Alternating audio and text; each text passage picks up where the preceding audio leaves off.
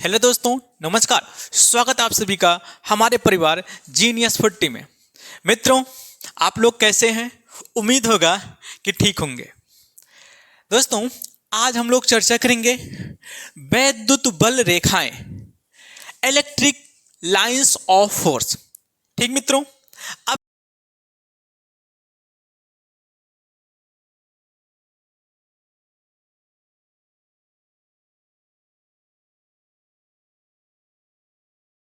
यहां पर देखते हैं वैद्युत बल रेखाएं होते क्या हैं। वैद्युत क्षेत्र में खींचा गया वह काल्पनिक एवं चिकना वक्र जिसके किसी भी बिंदु पर खींची गई स्पर्श रेखा उस बिंदु पर वैद्युत क्षेत्र की दिशा प्रदर्शित करती है। मित्रों, सबसे पहले देखते हैं कि वैद्युत बल रेखाएं क्या होते हैं। जो वैद्युत बल रेखाएं होते हैं, यह एक काल्पनिक रेखा होता है। बस हम कल्पना कर सकते हैं कि यहाँ पर वैद्युत बल रेखाएं होंगे जिसके वजह से वैद्युत क्षेत्र उत्पन्न होगा। तो हम यहाँ पर वैद्युत बल रेखाएं एक काल्पनिक चिकना वक्र होता है। तो यहाँ पर हम एक वक्र दिखा दिए हैं। अब इस वक्र पर हम क्या देखते हैं? बिंदु। इन वक्रों पर हम क्या लेते हैं? बिंदु। एक बिंदु यहाँ ले लिए, जो पहला बिंदु हो गया। एक बिंदु हम यहाँ ले लेते हैं, ये दूसरा बिंदु हो गया। एक बिंदु हम यहाँ पर ले लेते हैं, तीसरा बिंदु हो गया। एक बिंदु यहाँ ले लेते हैं, चौथा हो गया। हम कहीं पर भी बिंदु ले सकते हैं। अब क्या है, इसका परिभाषा यही है कि वैद्युत बल रेखाएं वह काल्पनिक एवं चिकना वक्र है जिसके किसी भी बिंदु पर खींची गई स्पर्श रेखा उस बिंदु पर वैद्युत क्षेत्र की दिशा प्रदर्शित करती है। अगर हम पहले बिंदु पर देखते हैं, पहले बिंदु पर एक स्पर्श रेखा खींचते हैं तो हमारे ए स्पर्श रेखा ऐसे चलेंगे। जो हमारे क्या है, ये जो स्पर्श रेखा है ये वैद्युत क्षेत्र की दिशा को प्रदर्शित करता है। यदि हम दूसरे बिंदु पर एक स्पर्श रेखा खींचे तो हमारे दूसरे बिंदु पर जो हम स्पर्श रेखा खींचे हैं इसके कारण वैद्युत क्षेत्र की दिशा नीचे की ओर हो गया है। यदि हम तीसरे बिंदु पर स्पर्श रेखा खींचते हैं तो हमारा तीसरे बिंदु पर जब स्पर्श रेखा खींचे हैं तो तीसरे बिंदु पर वैद्युत क्षेत्र की दिशा क्या हो जाएगा? इस दिशा में होगा। इसी प्रकार हम जो चौथा बिंदु लिए हैं, चौथे बिंदु पर जब स्पर्श रेखा खींचते हैं तो इसके कारण वैद्युत क्षेत्र की दिशा क्या हो गया? इस दिशा में। समझ में आ गया होगा सभी को। तो हमारा परिभाषा क्या है? वैद्युत बल रेखाएं। तो वैद्युत क्षेत्र में खींचा गया, तो हमारा वैद्युत क्षेत्र में खींचा गया वह काल्पनिक एवं चिकना वक्र, वैद्युत क्षेत्र में खींचा गया वह काल्पनिक एवं चिकना वक्र जिसके किसी भी बिंदु पर खींची गई स्पर्श रेखा उस बिंदु पर वैद्युत क्षेत्र की दिशा प्रदर्शित करती है। मित्रों, आपको वैद्युत बल रेखाएं समझ में आ गया होगा। अब यहां पर देखते हैं हम बिंदु आवेश। इसके बाद हम देखते हैं बिंदु आवेश क्या होता है। हमारा एक धनात्मक आवेश होता है, दूसरा क्या होता है? ऋणात्मक आवेश होता है। पहले हम दोनों आवेशों को अलग अलग समझते हैं। तो हमारा एक यहाँ पर धन आवेश लेते हैं, एक धन आवेश लेते हैं। क्या हो गया? एक धन आवेश हो गया। यहां पर जब एक धन आवेश लेते हैं तो इस धन आवेश के कारण क्या हो जाता है? आवेश लेते हैं तो इस धन आवेश के कारण क्या हो जाता है? जो धन आवेश होता है ये बल रेखाएं क्या करते हैं? उत्पन्न करते हैं। तो जो धन आवेश होते हैं ये बल रेखाओं को क्या करते हैं? उत्पन्न करते हैं। धन आवेश से उत्पन्न होकर अनंत पर क्या होते हैं? समाप्त होते हैं। ठीक मित्रों, धन आवेश समझ में आ गया होगा। यहां से हम देखते हैं यदि एक धनात्मक आवेश के कारण जो क्षेत्र उत्पन्न हुआ है, इस क्षेत्र में किसी धन परीक्षण आवेश को लाते हैं। एक धन परीक्षण आवेश हम क्या लेकर आ रहे हैं? Q0 को लेकर आते हैं। तो इस पर एक प्रतिकर्षण बल कार्य करता है। इस पर एक प्रतिकर्षण बल क्या करेगा? कार्य करेगा। जिसकी दिशा किधर हो गया है, अनंत की ओर हो गया है। कहते हैं किसी भी क्षेत्र में, किसी भी वैद्युत क्षेत्र में किसी धन परीक्षण को लाने पर उस पर जिस दिशा में बल कार्य करता है उसी दिशा में वैद्युत क्षेत्र की दिशा प्रदर्शित करता है। ठीक मित्रों, ये तो समझ में आ गया होगा। अब हम एक दूसरा आवेश लेते हैं, ऋण आवेश। एक हम आवेश लेते हैं ऋण आवेश। अब ऋण आवेश क्या करता है, धन आवेश बल रेखाएं उत्पन्न किए थे, लेकिन जो ऋण आवेश होते हैं ये बल रेखाओं को क्या करते हैं, ग्रहण करते हैं, या तो आनंद से चलने वाले जो बल रेखाएं होते हैं ऋण आवेश पर क्या हो जाते हैं, समाप्त होते हैं। तो यहाँ से अगर हम देखते हैं जो ऋण आवेश होता है, ऋण आवेश पर बल रेखाएं क्या हो जाते हैं, समाप्त होते हैं, या तो हम कहें ऋण आवेश बल रेखाओं को क्या करता है, ग्रहण करता है।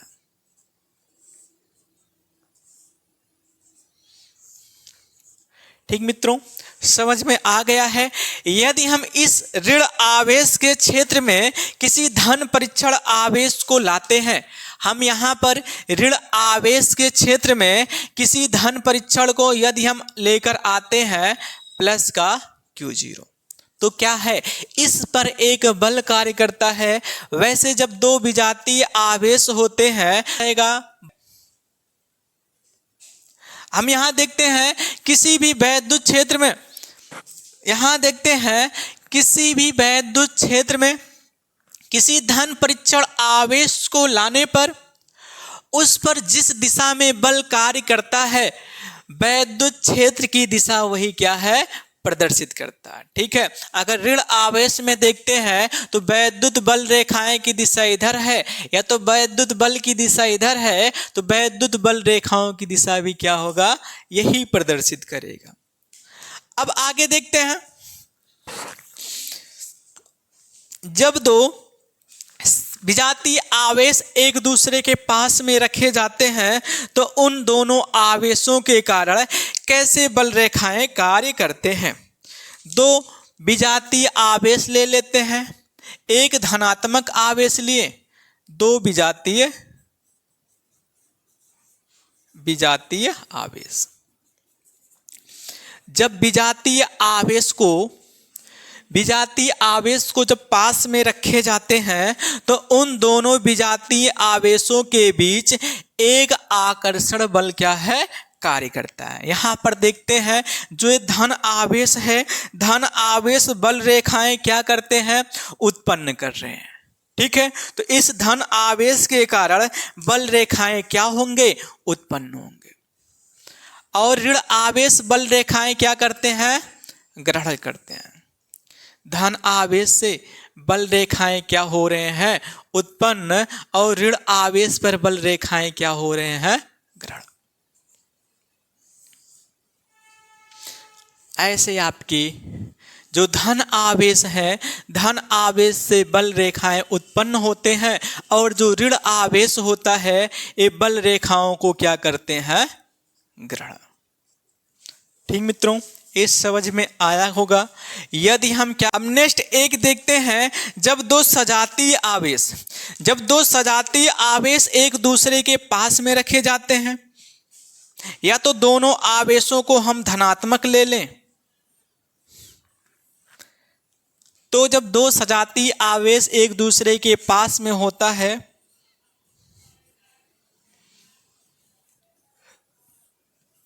सजातीय आवेश, तो इनके बीच प्रतिकर्षण होता है।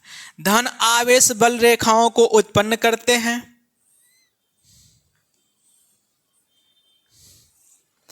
धन आवेश बल रेखाओं को उत्पन्न करते हैं। ऐसे हो गया, दूसरे आवेश के कारण भी क्या हो जाएगा, बल रेखाएं क्या करेंगे, उत्पन्न करेंगे, जो एक दूसरे को कभी प्रतिच्छेद नहीं करती। तो इन दोनों आवेशों के बीच क्या होगा, प्रतिकर्ष। अभी हम इनके गुण लिखेंगे, इतना तो समझ में आ ही गया होगा। पहला पॉइंट गुण में लिखेंगे, ए रेखाएं धन आवेश से उत्पन्न होकर ऋण आवेश पर क्या होते हैं, समाप्त होते हैं। पहले पॉइंट ए लिखेंगे। दूसरा पॉइंट हम ए लिखेंगे कि जो ए रेखाएं होते हैं परस्पर प्रतिच्छेद नहीं होती हैं। जो ये बल रेखाएं होते हैं एक दूसरे को कभी प्रतिच्छेद नहीं करती, आ गया होगा। वैसे यदि तीसरे पॉइंट में लिखेंगे ए रेखाएं प्रत्यास्थ डोरी की भांति लंबाई में सिकुड़ने की चेष्टा रखती है।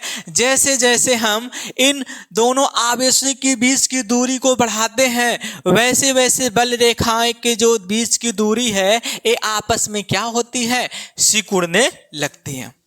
ठीक मित्रों, ये तो समझ में आ गया होगा। और चौथा पॉइंट इसके गुण में लिखेंगे कि जो हमारे बल रेखाएं होते हैं ये अपने आवेशित पृष्ठ पर लंबवत होते हैं। अगर हम यहाँ पर देखें जो बल रेखाएं होते हैं अपने आवेशित पृष्ठ पर क्या होते हैं, लंबवत होते हैं। चौथा पॉइंट यहाँ से लिखेंगे। ठीक मित्रों, इतना तो समझ में आ गया होगा। वैद्युत बल रेखाएं, वैद्युत बल रेखाएं क्या है, वैद्युत क्षेत्र में खींचा गया। लिखते हैं वैद्युत बल रेखाएं क्या है, बताएं। वैद्युत क्षेत्र में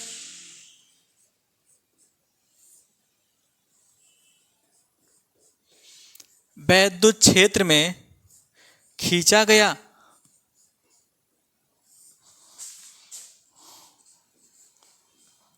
गया वह काल्पनिक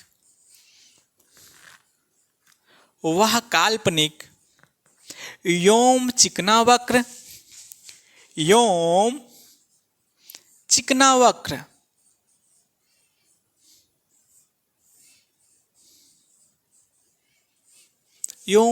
वक्र जिसके किसी भी बिंदु पर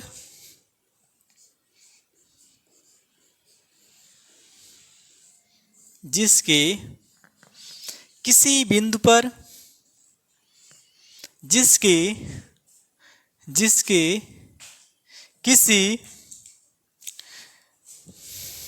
भी बिंदु पर खींचा गया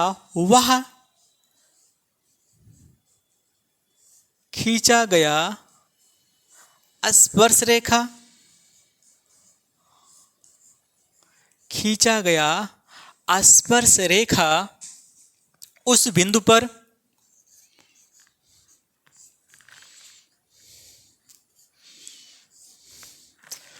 बिंदु पर वैद्युत क्षेत्र की दिशा प्रदर्शित करता है। वैद्युत क्षेत्र की दिशा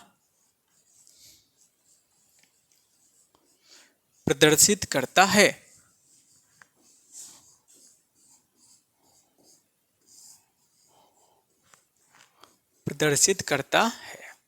ठीक मित्रों, आपको समझ में आ गया होगा वैद्युत बल रेखाएं क्या होते हैं।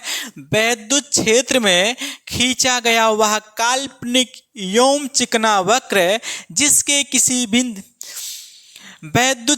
ठीक मित्रों, समझ में आ गया होगा। वैद्युत क्षेत्र में खींचा गया वह काल्पनिक योम चिकना वक्र जिसके किसी भी बिंदु पर खींची गई स्पर्श रेखा उस बिंदु पर वैद्युत क्षेत्र की दिशा प्रदर्शित करता है। ठीक मित्रों, आपको बल रेखाएं समझ में आ गया होगा। वैद्युत क्षेत्र में खींचा गया वह काल्पनिक योम चिकना वक्र जिसके किसी बिंदु पर खींची गई स्पर्श रेखा उस बिंदु पर वैद्युत क्षेत्र की दिशा प्रदर्शित करता है। ठीक मित्रों, अब आगे देखते हैं इनके गुण में क्या है। वैद्युत बल रेखाओं के गुण, पहला आपका गुण क्या बताए हैं। पहला गुण है ए रेखाएं धन आवेश से उत्पन्न होकर, ए रेखाएं धन आवेश से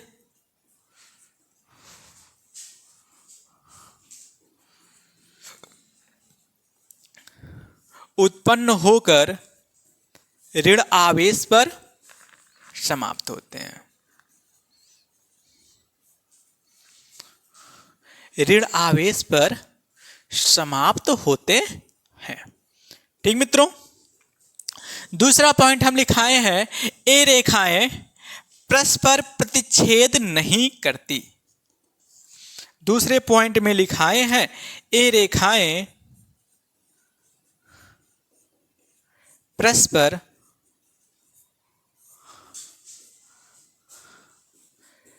प्रतिच्छेद नहीं। ठीक मित्रों, ए रेखाएं परस्पर प्रतिच्छेद नहीं होती हैं।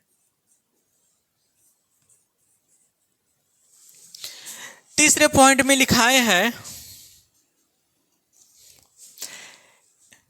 तीसरे पॉइंट में देखते हैं, ए रेखाएं प्रत्यास्थ डोरी की भांति, ए रेखाएं प्रत्यास्थ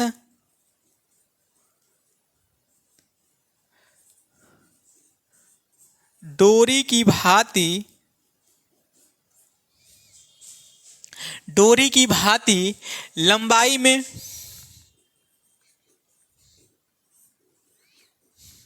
सिकुड़ने की चेष्टा रखती है। सिकुड़ने की चेष्टा रखती है। चौथा पॉइंट में हम बताए हैं, ये जो रेखाएं होते हैं अपने आवेशित पृष्ठ पर लंबवत होती हैं। ये रेखाएं अपने, ये रेखाएं जो होती हैं अपने पृष्ठ पर, चौथा पॉइंट है, ये रेखाएं आवेशित पृष्ठ पर, ये रेखाएं आवेशित पृष्ठ पर लंबवत होती है।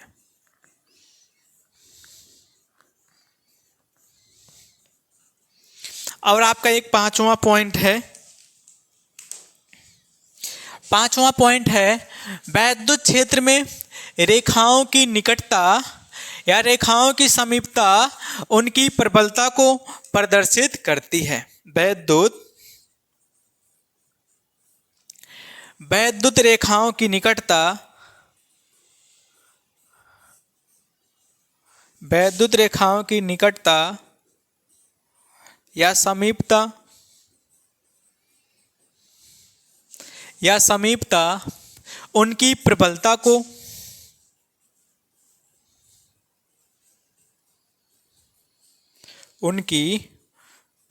को प्रदर्शित करती है।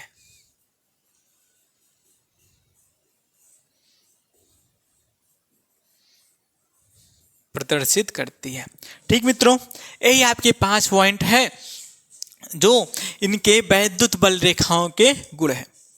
मित्रों, वीडियो जैसा भी लगा है कमेंट करके जरूर बताना, लाइक करना, सब्सक्राइब करना, बेल आइकन को क्लिक करना, शेयर करना मत भूलिएगा। मिलते हैं नेक्स्ट वीडियो में, तब तक के लिए